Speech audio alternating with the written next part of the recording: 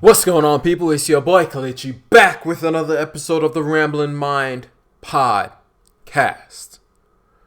How are each and every single one of y'all doing today? We got a lot to get to.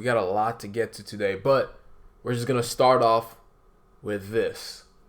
We're gonna start off talking about, if you don't know, which you should have known by now if you're on social media or anything like that, about the Ahmaud Arbery situation. It's not really a situation. It's a tragedy. It's not a situation. It's a tragedy.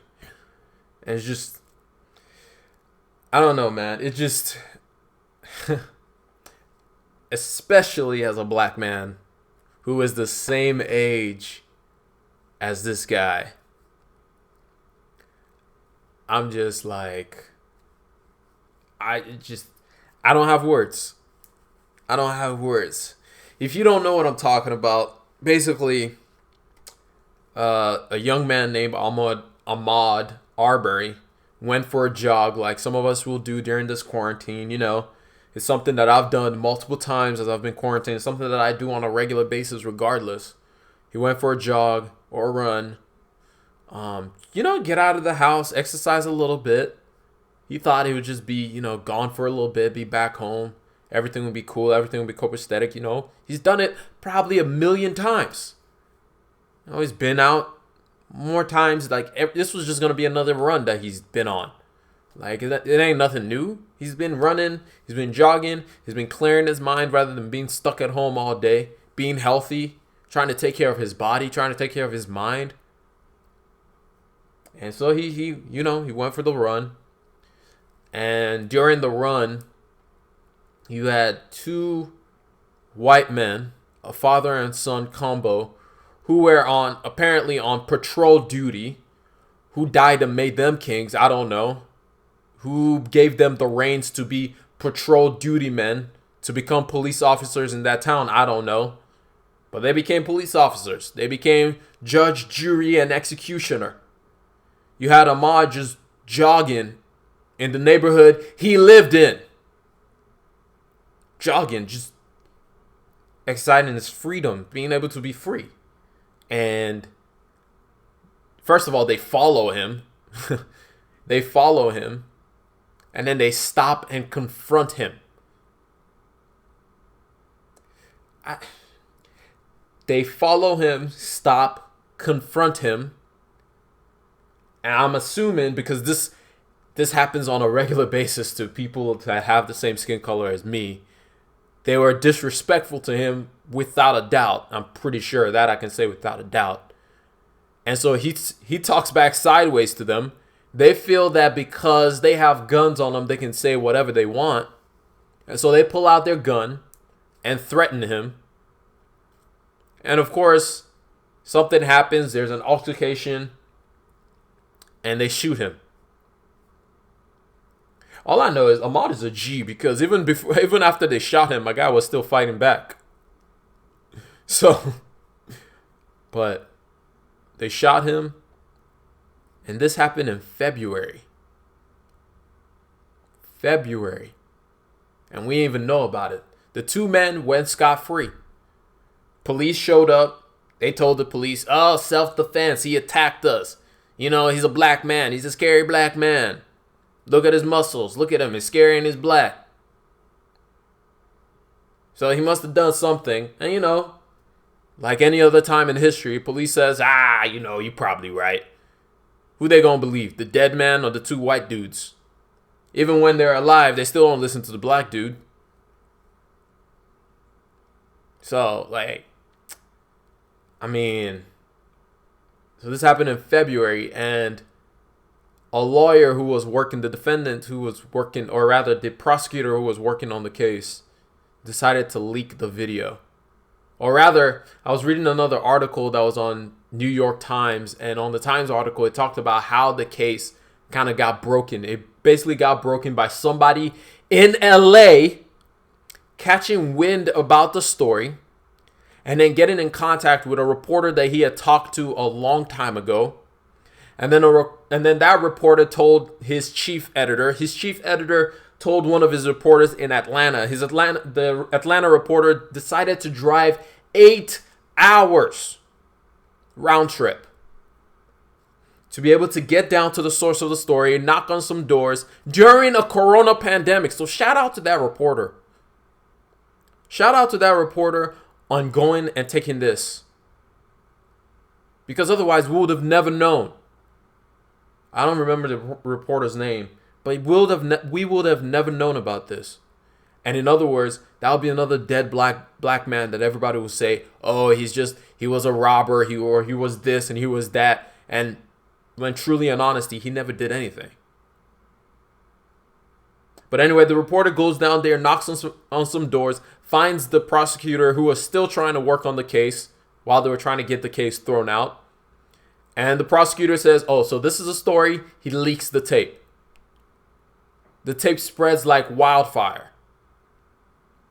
And at the beginning of May, then they finally decide to arrest the two men who shot and killed the man. And I'm not going to say shot and killed, who murdered Ahmaud Arbery.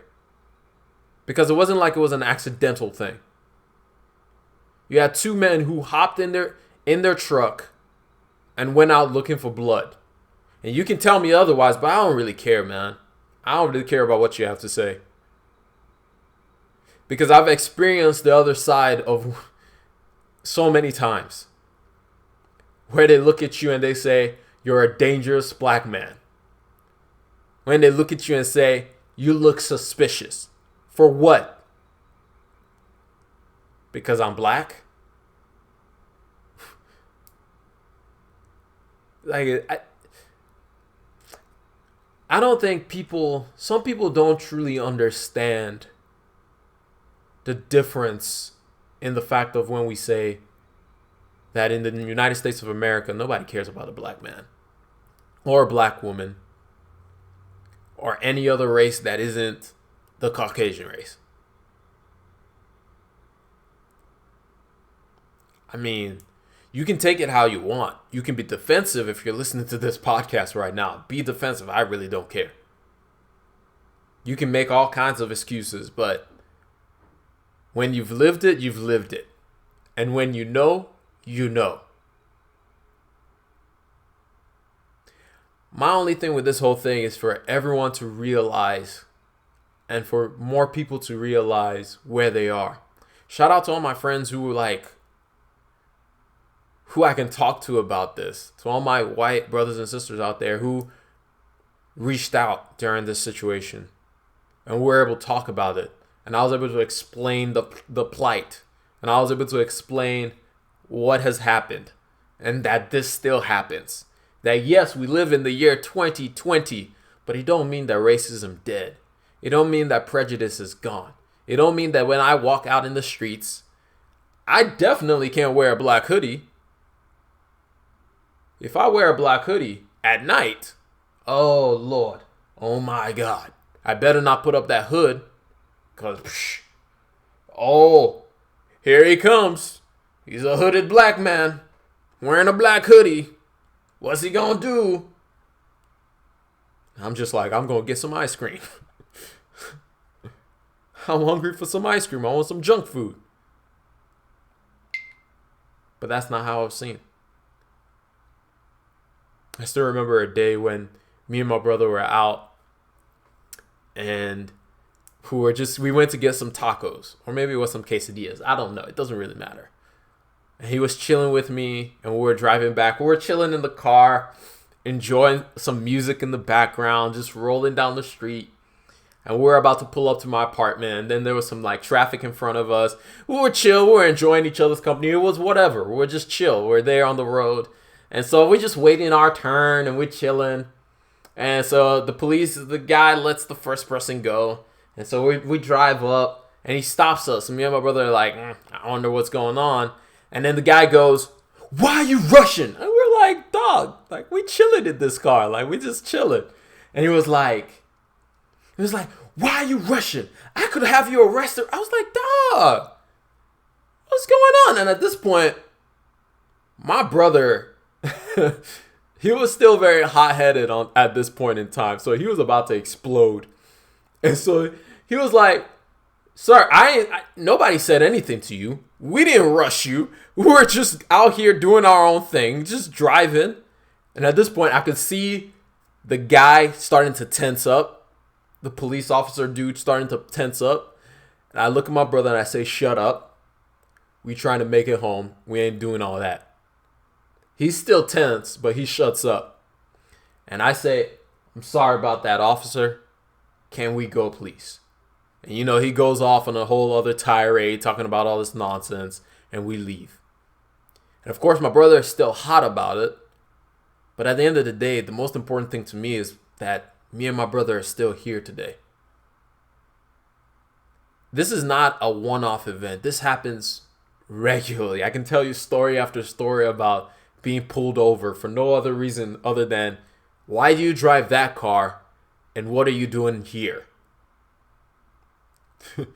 As if driving a car all of a sudden makes me, as if I can't afford the things I can afford, or I shouldn't be able to afford the things that I'm able to afford, or I shouldn't live where I live, or I shouldn't buy what I buy, or I shouldn't eat what I eat, or I shouldn't hang around with the people that I hang around.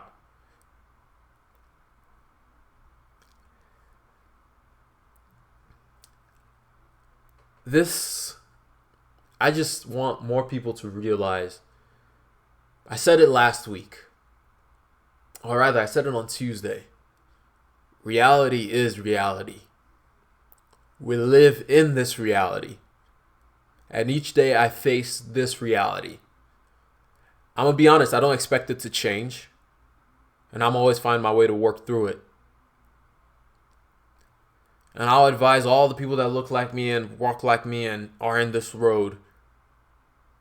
Reality is reality. Do what you have to do to protect yourself.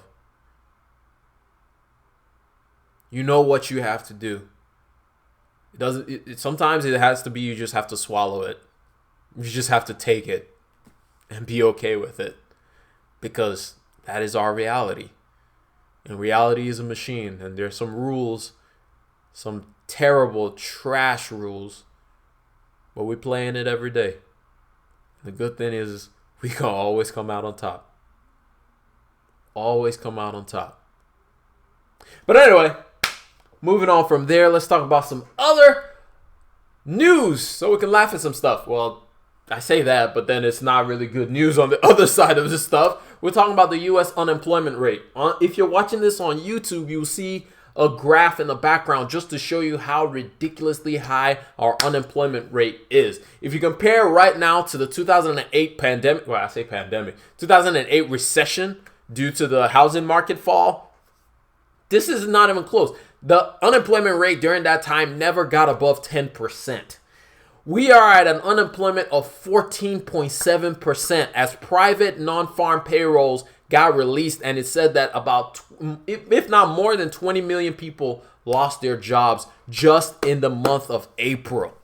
And it's expected to get worse as more industries start seeing more and more of the viewpoint of this pandemic. It's expected to get up to about 22% unemployment by different statistics brought on by a statistic ran by the Federal Reserve. I believe it was the Michigan Federal Reserve that ran the statistics. And so just to break down some industries that saw some of these losses, retail lost over 2.1 million jobs. Professional and business services, so your typical 9-to-5 corporate America type of gigs, lost about 2.1 million jobs. Healthcare, 1.4 million. Arts, entertainment, and recreational stuff, the things we used to do for fun, but now we're stuck at home, 1.3 million. Manufacturing, 1.3 million. Construction, 975,000. And government jobs were cut by about 980,000 jobs. This unemployment rate that we are at right now is actually worse than when we were in the Great Depression. Also, we reached this number much faster than any other time in history. If you look at during the 2008 recession, unemployment took time to climb that high. I mean, it took over 2 years for unemployment to get to about, I think it was about 9%, 9 point something percent, and then it dropped off shortly thereafter. But here, it literally has taken 2 months. I mean, think about it. Back in February, we were celebrating the fact that the United States had the lowest unemployment in all of history at about 3.5%. And now we're staring dead in the face of an unemployment number that is 14.7%. Now, I know we've been talking about the jobless claims, but the key thing to take from this is the jobless claims is very different from unemployment. Jobless claims is what people sign up for in order to get benefits. However, not everyone is going to sign up for unemployment benefits. That's where this unemployment number comes in. It gives us more of an accurate viewpoint of what's going on in the economy. However, the other part of this unemployment is that it doesn't take into factor the fact that some people are still not even looking for jobs right now. Unemployment only looks at the number of people who have lost a job and are actively searching for a new job. And so there are some people who are afraid because of the pandemic, they're not searching for a new job just yet.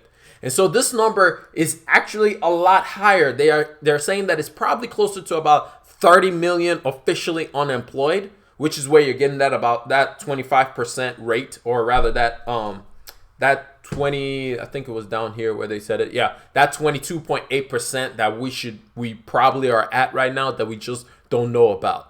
Plus, we have more businesses that are filing for bankruptcy. We have more people who are closing their doors. We just have a lot more stuff than this unemployment number is capturing right now. And so it's massive. It's massive. It's leading to a lot of different questions of what exactly are we going to do right now. And we'll talk about that in a second. But there is hope. There is light at the end of the tunnel. The belief is that if we can get COVID, the muscle mighty virus COVID, under control, when we move into the third quarter, unemployment should drop below 11%. However, it's going to keep rising, probably from now going into June, and it may stabilize in June, July. Hopefully it stabilizes then, and then it's going to start trailing off. The hope is that when we get into the third quarter of this year, so in August or so, the numbers should start trailing off. That's the hope. But the key thing for that to happen is that we have to get COVID-19 under control. And speaking of which, we ain't really doing all of that because we want to open up the states. Rather than getting COVID-19 under control, as everybody keeps saying, every economist, every doctor, every scientist, everybody keeps saying, we need to get this thing under control. We need to get COVID-19 under control. The opposite is what's going on right now, as leaders and government officials and all of them are just like, you know what? We're good. Let's move on. Let's open up this thing. The economic damage is too great. I mean, they're looking at an unemployment number that they've never seen in all of history that has happened this fast. They're looking at GDP falling every single day. They're looking at productivity just disappearing. They're looking at spending just going away. And so it's like, what are we going to do? But then the thing is, like, they're trying to open up so fast. And then Dr. Fauci, who has been over the whole coronavirus task force that supports the White House, he came out and he had a presentation in front of Congress, and he actually had to self-quarantine because a couple of cases were found at the White House, which is just, to me, is just crazy. There's nowhere that's safe. There's just absolutely nowhere safe. After 2 cases was found within the White House, I think it was one of Donald Trump's 2 aides for Donald Trump. One was his valet, and the other was a vice president's spokeswoman. So 2 people tested positive for it. It just shows that there's nowhere they're safe. No matter how much people want to say, oh, it's going to be fine, we'll work this whole thing out, No, like, this whole thing is not going anywhere anytime soon. But anyway, Dr. Fauci came out and he said, there is no doubt, and this is in quotes, by the way, there is no doubt that even under the best circumstances, when you pull back on mitigations, you will see some cases appear. The consequences could be really serious. Some suffering and death that could be avoided, but could even set you back on the road to try to get economic recovery. Basically, what he's saying is, yo, I know we want to open up. I know we're seeing all this kind of economic damage that's going on. I know that, yes, if we don't get the economic right, it's going to be worse off on the back end. And I know there's a balance to getting both of these things right. But we have to be careful about the way that we do it. We have to implement these things properly. We can't just willy-nilly just start dragging back on different precautions that we had put in place that have actually helped to start curbing some of those cases. We cannot just rush back out there and just tell, oh, you know what? We're going to start reducing the cases. And he's just saying that if we do this, we're going to start seeing some more cases. And that actually happened in Texas and Alabama. And I believe in South Dakota, there was an uptick in cases once they started reducing and easing back some of the coronavirus restrictions that were in place. And another doctor, a former FDA head, Dr. Scott Gottlieb, he was a former FDA commissioner. He came out and said the bottom line is a lot of states are now reopening activity against the backdrop that doesn't meet the criteria that the White House set out in terms of when it is safe to reopen. Remember about the Open America again. I don't know what's up with Donald Trump and all the against. But anyway, he said to be safe to reopen. We're going to see cases go up now that we're reopening. And that is actually happening. We're seeing more new cases or an uptick in the number of cases in Alabama, South Dakota, Texas, and a couple of other states. And even when you look on the global scale, you look at countries that thought that they had quelled everything. We're thinking about countries like South Korea and even China, who thought that, oh, we had this thing under wraps. But then all of a sudden they started seeing uptick in cases all over again. And South Korea has gone back into a shutdown mode. China has shut down certain regions again to try and corral this thing. And that's what some of these doctors and professionals and health specialists and health officials are coming out and saying that, hey, if we see an uptick, what you have to do is you have to lock back down. But we live in the United States of America, and there's no way people are going to go for that again.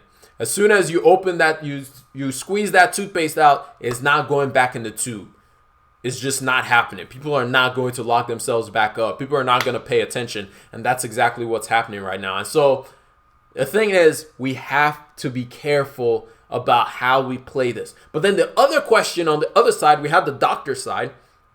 Then on the economist side and the investor side and business leader side and people who are looking at more of the numbers in economic standpoint and looking at more of how businesses are going to operate, they have some questions as well as to how reopening might even help them. Apart from the fact that everybody's scared about a second wave, they're also just asking the question of like, what is it going to look like when we start reopening, and will that actually even help anybody or anything? So some of the questions they have is, will consumers and businesses behave and spend the way that they used to? You got to think about it. Most people, like we just talked about, over 20 million plus people are unemployed.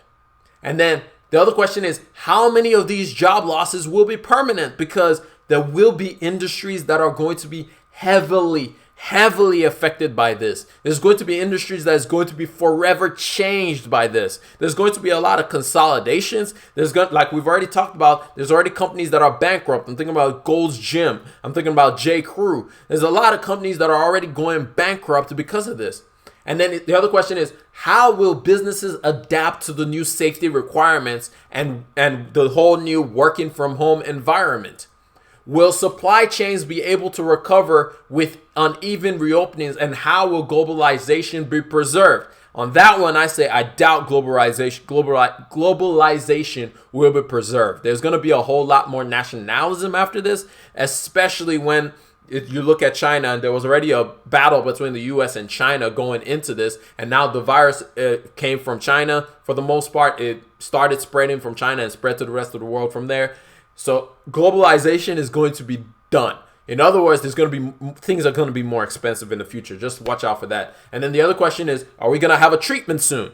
There is remdesivir that is being tested, and hopefully it works and works really well. And then the other question is, when can we have a vaccine so we can quickly turn things to the way it was before? And then the other question is, it's a question about deflation. If you don't know what deflation is, it's the opposite of inflation. Inflation is when prices start going up. Deflation is when prices drop too fast and keep going down. There's a danger in both of these things. Both of these things are necessary, but both of these things can be dangerous as well. So the question is, with all the money that the Fed and the Fed keeps pumping into the economy and pumping into the economy, doing all kinds of moves, buying bonds, even buying bond ETFs, in other words, stepping more into the stock market type of thing.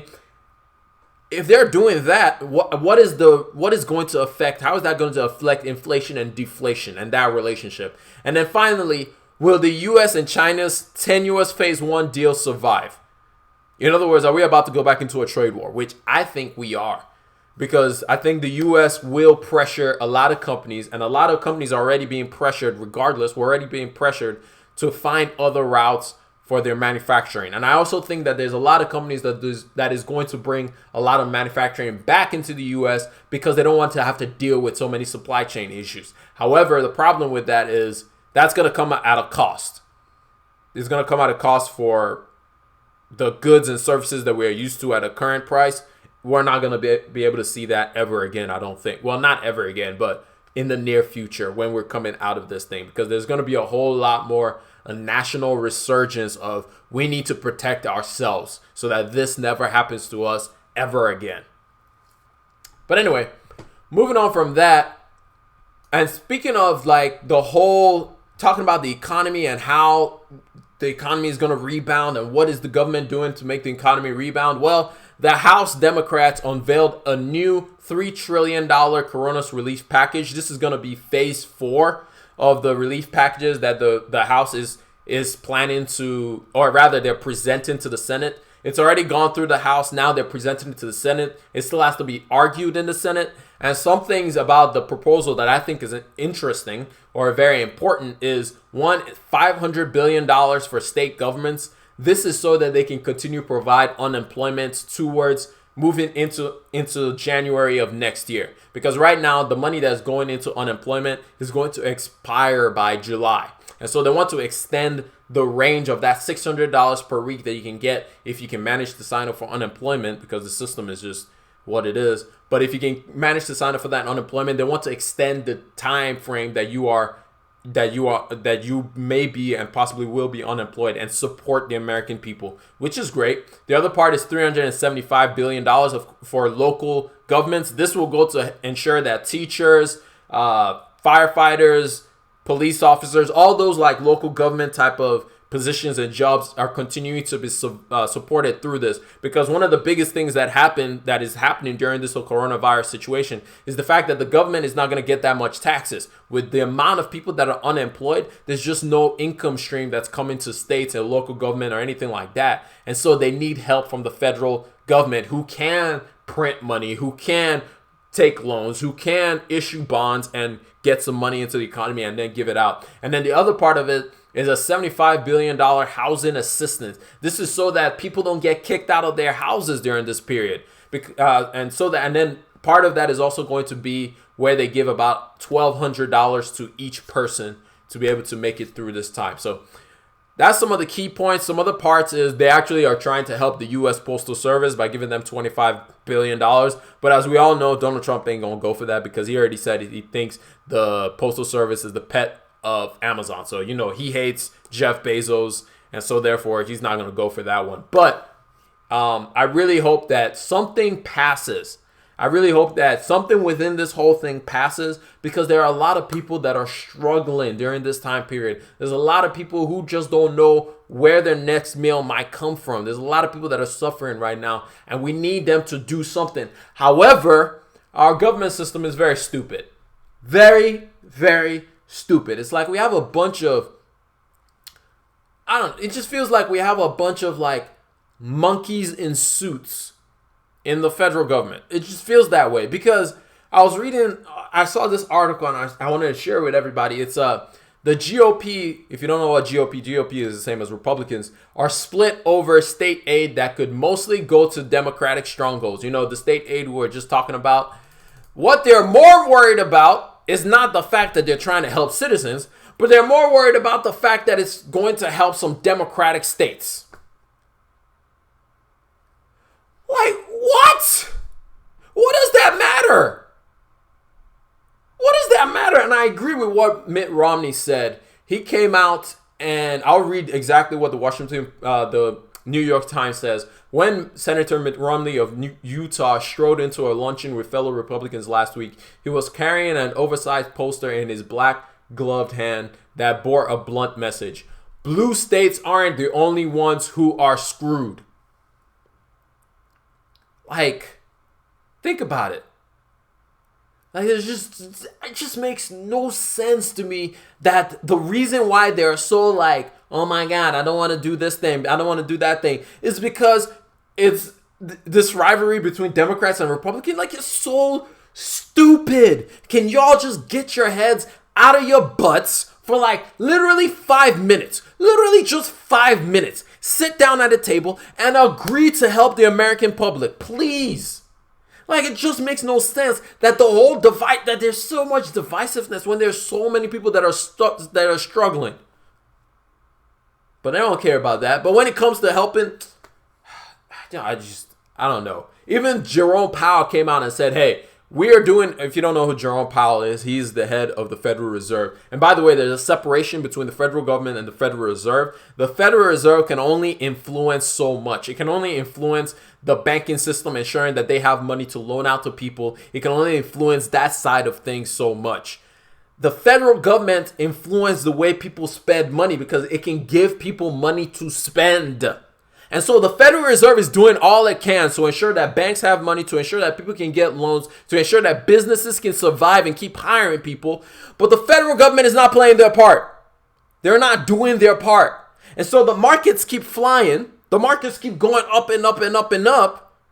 So the rich keep getting richer because the only thing that the Federal Reserve does on that side is people who already have assets. If you have assets, in other words, if you're investing your money in the stock market, if you own a company, if you own major shares in a company, guess what? The stock market, although it was down, it's recovering.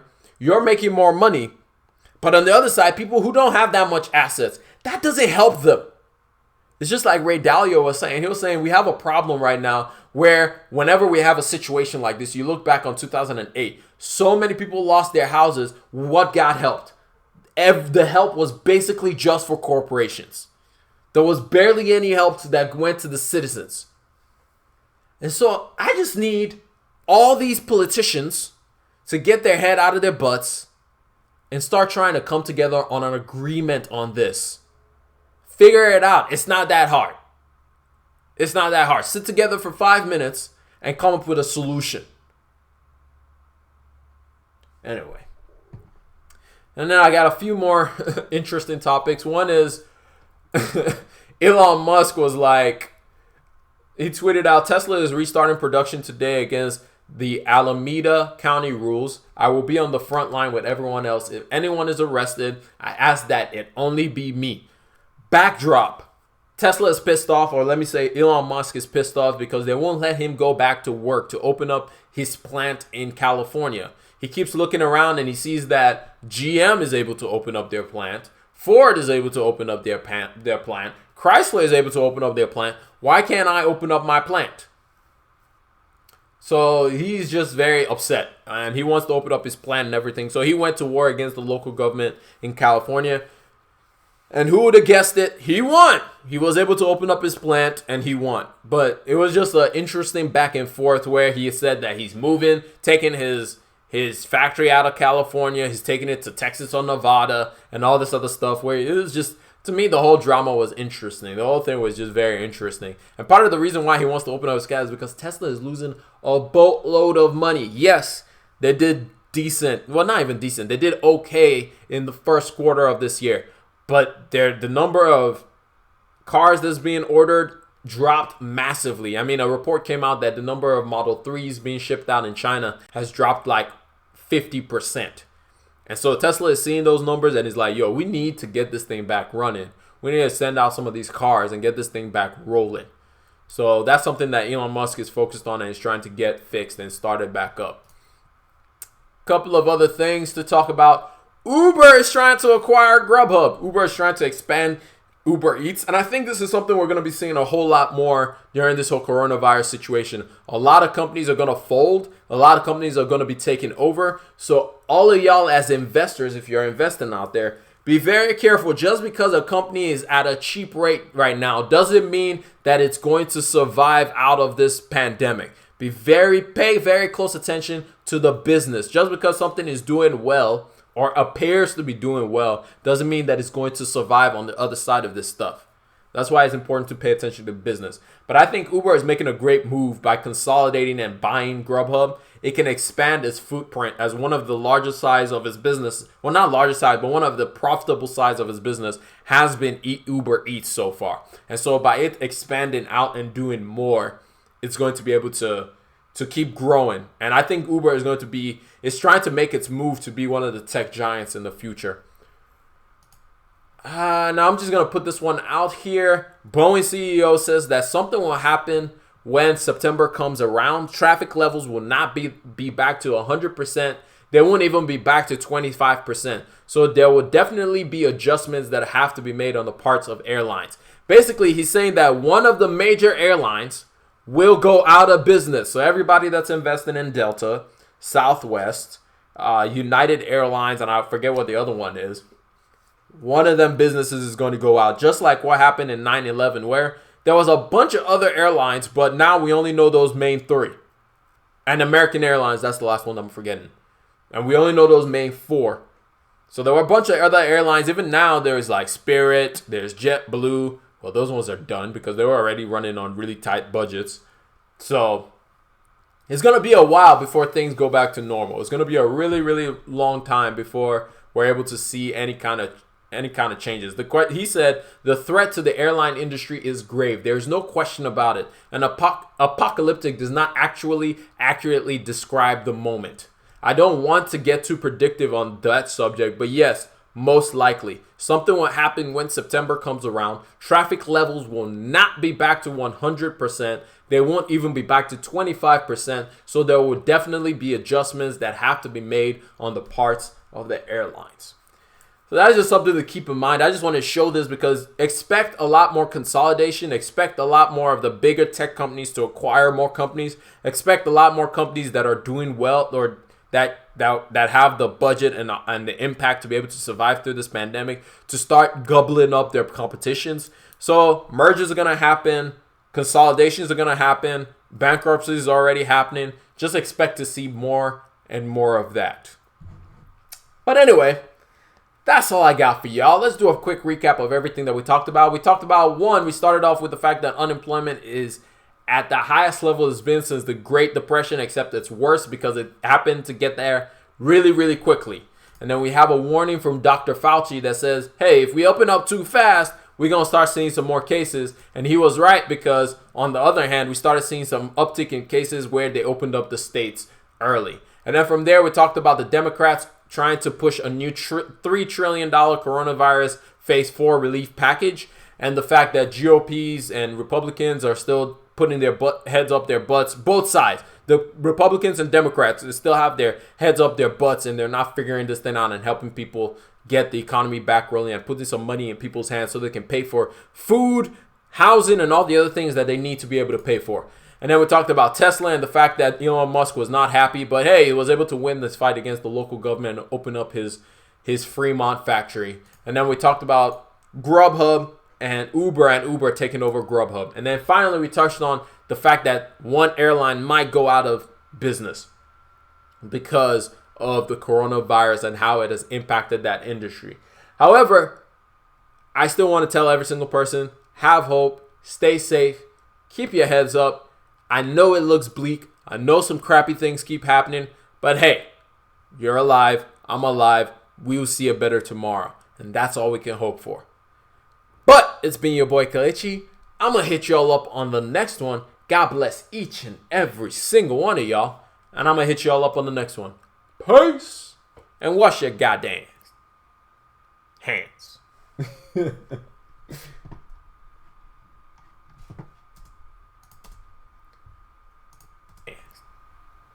Hands.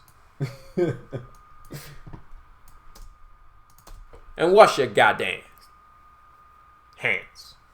Your goddamn. And wash your god.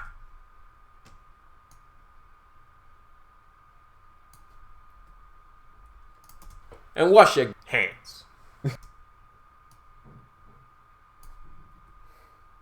And wash your hands. And wash your hands.